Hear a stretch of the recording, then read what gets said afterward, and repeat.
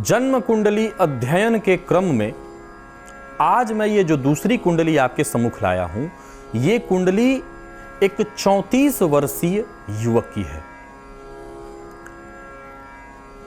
पिता का बचपन में ही देहांत हो गया।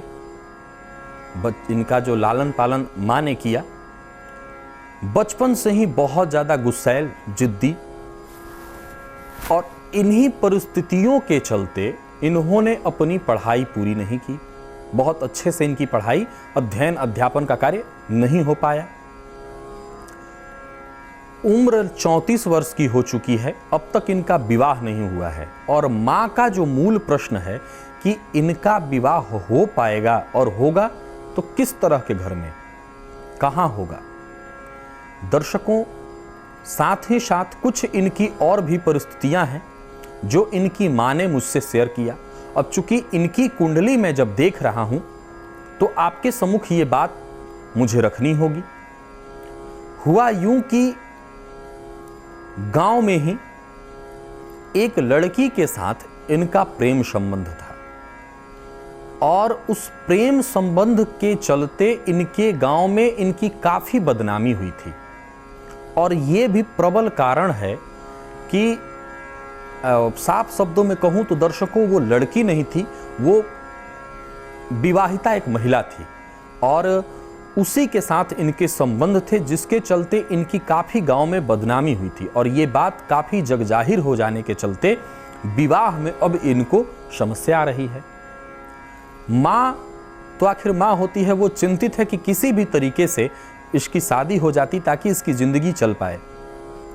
गुस्सा इसको इतना आता है कि कब किस बात पर गुस्सा जाए समझ में नहीं आता। बात बात पर क्रोधित हो जाना। बड़े भाई हैं, उनको भी नहीं समझता। घर में ये मूलतः ये और इनकी माताजी ही रहते हैं। भाई कहीं और दूसरे जगह पर अपनी पत्नी के साथ, अपने बच्चों के साथ रहते हैं। घर में यही दो लोग रहते हैं। तो माँ को ये चिंता खाए जा रही है कि क्या इनकी शादी वगैरह हो पाएगी, कैसी है इनकी जिंदगी। अगर नहीं भी होगी तो क्या ये इनका क्रोध कम हो जाता, जिससे मैं इनके साथ शांति से जी पाती। जब ये घर में ये रहते हैं तो इस कदर घर का माहौल बना देते हैं कि माँ बाहर, उनको लगता है कि घर से बाहर जाके रहना अच्छा है, घर में नहीं रह पाऊंगी।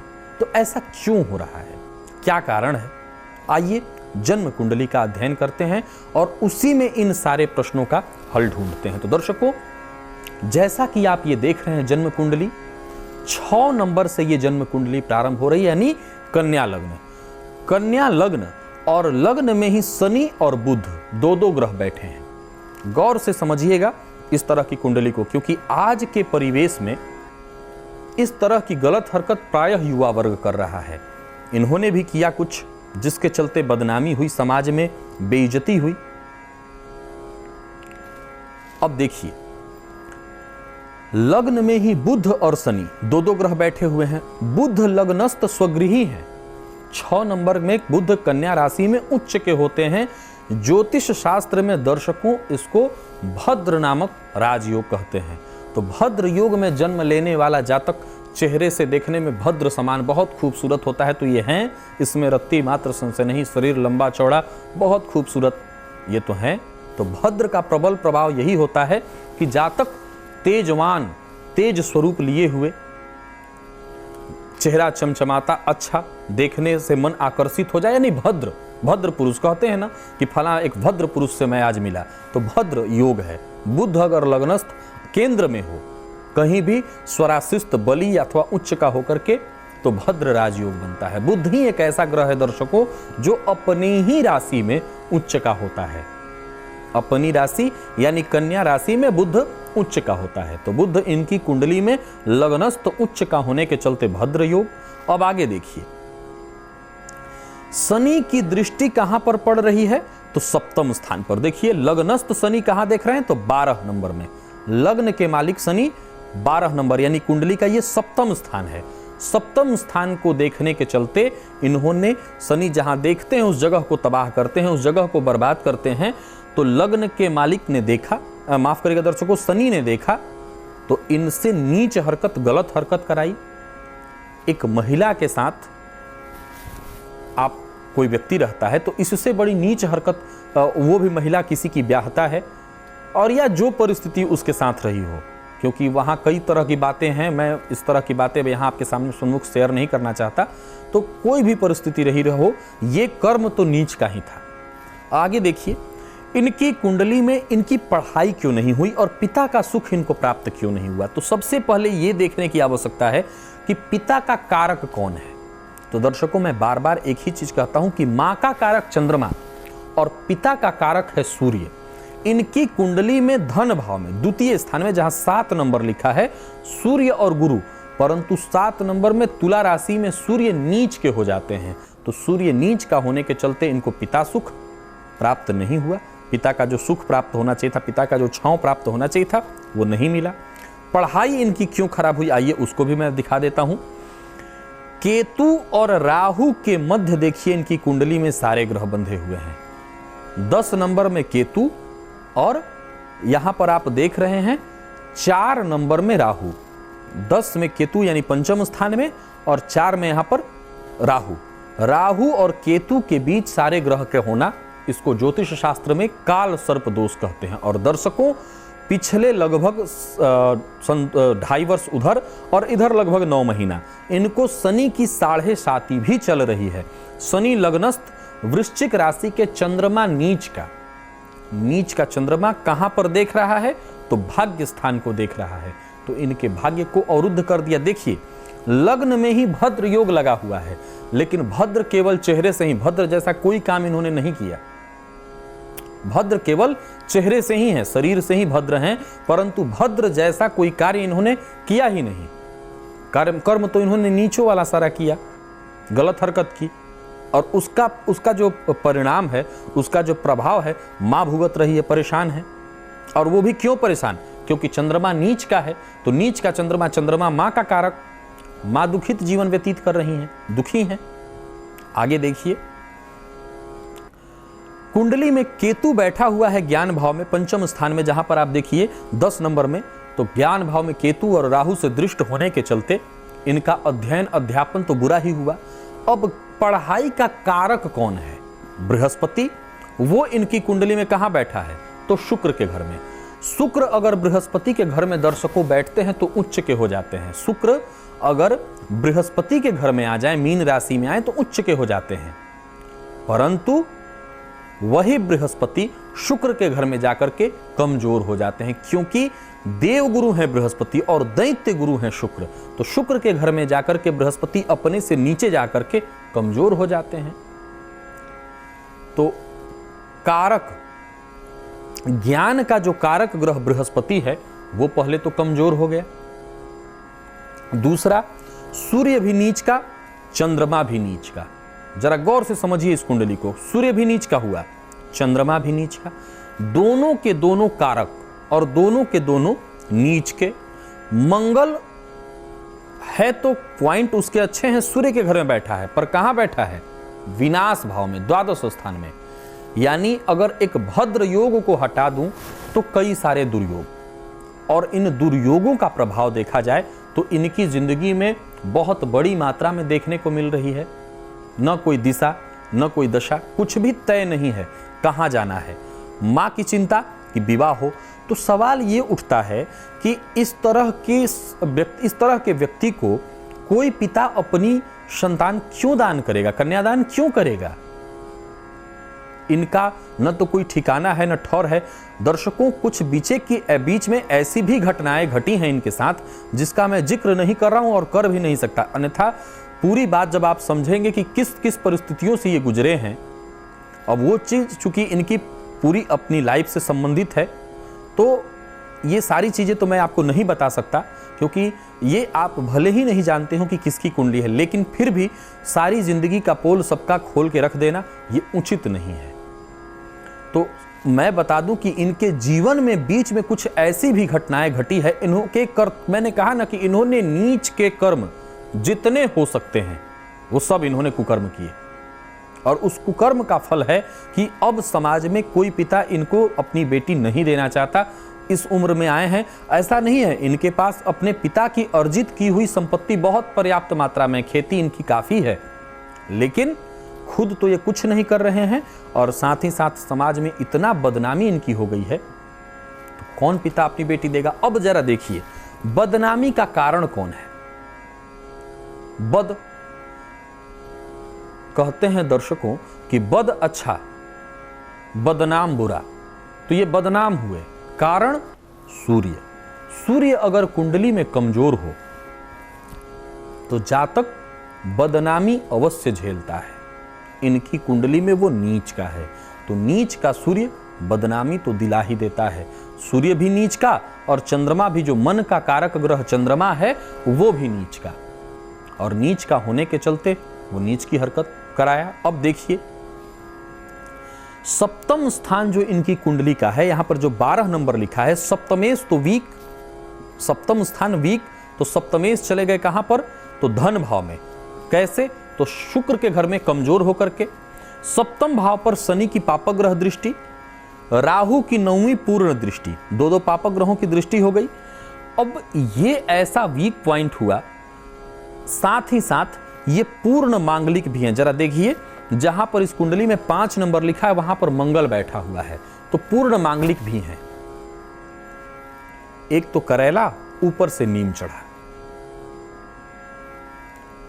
कोढ़ और कोढ़ में खुजली हो जाए तो जिंदगी तबाह हो जाती है। तो इनकी कुंडली में सप्तम स्थान पहले ही खराब था, ऊपर से ये मांगलिक भी हैं। अब तो स्थिति ये है कि अगर मैं ये कहता हूं कि नहीं इंतजार कीजिए, आने वाले दिनों में विवाह हो जाएगा, हो सकता है हो जाएगा, क्योंकि ज्योतिष शास्त्र में कई ऐसे उपाय हैं जिनको करने से विवाह तो हो जाएगी।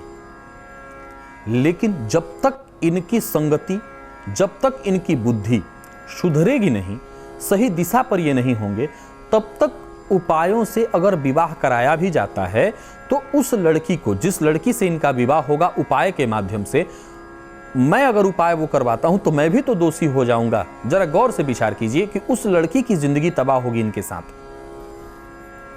बीते दिनों में इन्होंने क्या किया, अगर उसको छोड़ के अब से भी अगर ये अपने जीवन में सुधार कर लें तो कोई बहुत बुरा नहीं है, कोई बात नहीं है। बीती ताही बिसारी दे, आगे की सुधी ले। तो अगर बीते को अगर ये छोड़ दें तो भी इनकी जिंदगी संवर सकती है और सुधर सकती है। परंतु उसके लिए सबसे जरूरी क्या है, ये इनको अपना बीता जीवन छोड़ना होगा, उससे मुंह मोड़ना होगा। बात बात पर क्रोध इनको क्यों आ रहा है? तो दर्शकों, चल तो इनको वर्तमान में शुक्र की महादशा रही है, शुक्र की महादशा इनको चल रही है, और वो शुक्र इनकी कुंडली में कहां पर है? सबसे पहले आइए देखिए, शुक्र इनकी कुंडली में बृहस्पति के घर में बैठा हुआ है 9 नंबर में। तो बृहस्पति और शुक्र का दर्शकों है तो परिवर्तन योग, लेकिन शुक्र का कोई बहुत बेहतर और ऐसे दुर्योगों के बीच, काल सर्प योग के बीच बंध जाने के चलते इन अच्छे योगों का इनको प्रभाव नहीं प्राप्त हो रहा है। जितना अच्छा परिवर्तन राजयोग का अच्छा प्रभाव प्राप्त होना चाहिए था। और शुक्र विशेष करके अगर कुंडली में चतुर्थ, जहां ये कुंडली में 9वां स्थान है, विशेष करके कुंडली में अगर शुक्र चतुर्थस्थ हो तो जातक भूमि भवन वाहन का बहुत अच्छा सुख भोगता है। तो सुख भोगने के लिए पिता ने पर्याप्त संपत्ति उपार्जित कर रखी है। लेकिन अगर व्यक्ति के अंदर सद्बुद्धि न हो तो धन कितना भी उसके पास हो जाए, उसके धन से उसको मूर्ख बना करके बाकी लोग उस धन का लाभ भोग उठाएंगे, उसको कोई उसका लाभ नहीं मिल पाएगा। और वही इनके साथ कमोबेश होता होगा या हो रहा है। 7.5 के प्रबल प्रभाव में, काल सर्प के प्रबल प्रभाव में। अब मां का प्रश्न सिर्फ एक कि क्या विवाह इनका होगा?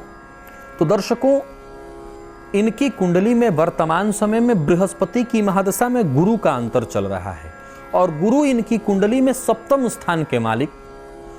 तो देखा जाए तो गोचर से बृहस्पति इनकी कुंडली में अगले वर्ष अगस्त के बाद एकादश स्थान में आएंगे, और उनकी 9वीं पूर्ण दृष्टि सप्तम स्थान पर पड़ेगी, विवाह के घर पर। तब विवाह का योग आएगा। लेकिन उससे पूर्व इनके ये सारे जो दुर्योग हैं उसका समन कराना अति आवश्यक है, अन्यथा इनकी जिंदगी जिस तरह से तबाह चल रही है तबाह ही रह जाएगी। सबसे पहले काल सर्प दोष का अति आवश्यक है, शांति कराई जाए। काल सर्प दोष का जितना जल्दी हो सके समन कराना अति अनिवार्य है। इसकी आवश्यकता 100% है। जितना जल्दी हो सके पहले तो कालसर्प की शांति करवाइए। सूर्य इनका नीच का है और चंद्रमा इनका नीच का है, तो सूर्य का जप और चंद्रमा का जप ब्राह्मण को बैठा करके, और कलयुग में चतुर्गुणित जप होता है। तो सूर्य के जप की जो संख्या है वो चतुर्गुणित और चंद्रमा के जप की जो संख्या है वो चतुर्गुणित। इनके नाम से संकल्प करा करके ब्राह्मण से जपवाया जाए। साथ ही साथ ये नित्य प्रति सूर्य को जल अर्पित करें, क्योंकि सूर्य नीच का है। तो सूर्य अगर नीच का हो तो ये वीक हो जाता है। तो सबसे पहले या तो सूर्य को जल अर्पित करें अथवा भगवान शिव की आराधना करें, बेहतर लाभ होगा। हनुमान चालीसा, क्योंकि 7:30 का वक्त चल रहा है, तो दशरथ कृत शनि स्तोत्र, बजरंग बाण अथवा हनुमान चालीसा जो सरलता से हो सके उसका 3 पाठ प्रतिदिन अवश्य करें, तो इस समस्या से कमोबेश निकल सकेंगे। और अगले वर्ष अगस्त के बाद विवाह कहीं ना कहीं लगेगा और फिर विवाह हो सकेगा। विवाह के लिए मैं कोई उपाय अभी नहीं बता रहा हूं, क्योंकि अगर मैं विवाह का उपाय बताता हूं और उन उपायों से विवाह हो जाता है तो मुझे लगता है कि मैं भी बराबर का दोषी होऊंगा उस लड़की के जीवन को बर्बाद करने में। तो मैं वो चीज तो नहीं बताऊंगा, मैं उपाय बताऊंगा इनकी कुंडली में जो दुर्योग लगे हैं उसका ये समन करें, अपनी बुद्धि सुधारें, सद्बुद्धि लाएं और फिर विचार किया जाएगा। अगर विवाह में दिक्कत आई तो विवाह से संबंधित जो उपाय होता है वो कराया जाएगा। तो दर्शकों, ये थी एक 34 वर्षीय युवक की कुंडली। आपने देखा कि किस तरह की समस्याओं से ये जूझ रहे हैं, और ये क्या जूझ रहे हैं इनसे ज्यादा। चूंकि दर्शकों, मैं तो आपके सम्मुख आता हूं, किसी व्यक्ति की कुंडली रखता हूं, उसकी बातों को रखता हूं, लेकिन जरा गौर कीजिए इस बच्चे की मां पर क्या बीत रहा होगा। बड़ा भाई बेटा अलग रहता है, छोटे बेटे के साथ वो रह रही है, कैसे घर का खर्च चल रहा है। तो खेती का जो पैसा आता है, जमीन का जो खेती काफी बड़ी मात्रा में है, उसके पैसे से ही घर चल रहा है, ये कुछ करते नहीं है। मां की जिंदगी किस तरह की बीत रही होगी, टेंशन में। घर में रहती है तो ये सर दर्द का कारण बन जाते हैं। तो जीवन में तो समस्याएं ऐसी हैं कि जिसको देखो उसको लगता है, वो कहता है कि सबसे ज्यादा समस्या हमको है। लेकिन मैं तो ज्योतिषी हूं, मैं दिन भर देखता हूं कि एक बंदा गया, दूसरा आया, वो उससे ज्यादा समस्या से ग्रसित था। तो दर्शकों, ये दुखालय है। यहां पर हम आए ही हैं अपने कर्मों का भोग करने, दुख को भोगने। इससे बच कोई नहीं सकता। तो उसके लिए सबसे ज्यादा जरूरी है भगवान की शरणागति ग्रहण किया जाए और दुखों से डटकर मुकाबला करें। बाकी तो भगवान अगर कृपा उनकी हो जाए तो दुख कितने भी हों वो कट जाएगा, खत्म हो जाएगा। दुख रूपी पहाड़ जो है वो बछड़े के खुर के समान हो जाता है। जब उस परम पिता की कृपा होती है, क्षण भर में वो पार किया जा सकता है। तो पुनः आपसे मुलाकात होगी एक नई कुंडली, एक नए अध्ययन के साथ। हो सकता है वो कुंडली आप में से ही किसी एक व्यक्ति विशेष की हो। तब तक मुझे मेरी वाणी को विराम देने की इजाजत दीजिए। नमस्कार।